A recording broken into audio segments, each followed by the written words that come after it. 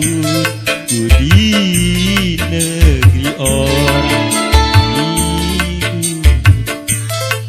Ku menemui tapi kecewa melihat cincin kawin di jari.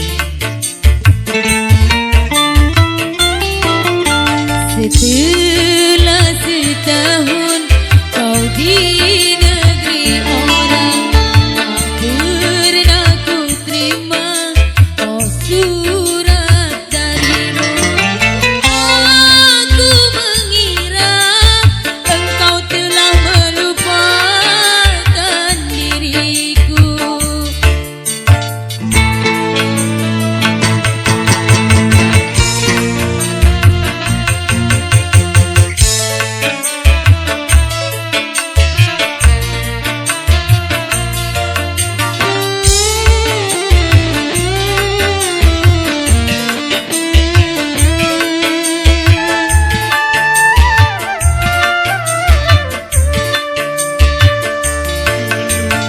Kau berjanji kan menantimu, tapi mengapakah tiada kau tepati?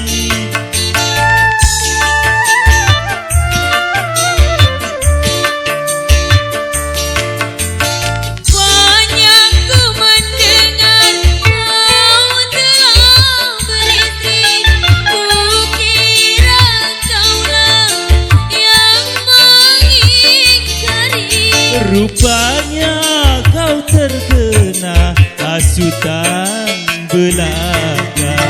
Maafkanlah sayang semua salahku, terlalu percaya pada orang lain.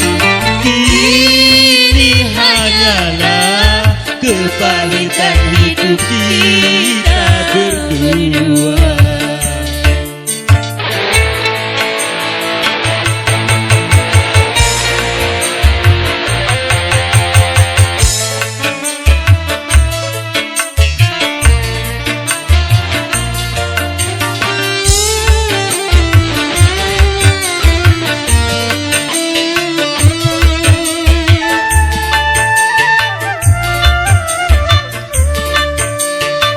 Dulu kau berjanji kan menantiku, tapi mengapakah tiada kau tepati?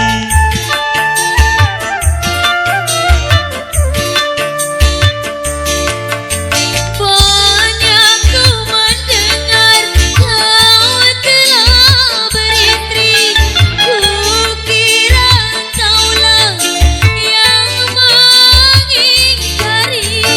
Rupanya kau terkena hasutan belaka. Maafkanlah sayang semua salahku, terlalu percaya pada orang lain. Ini hanyalah kepahitan hidup kita berdua.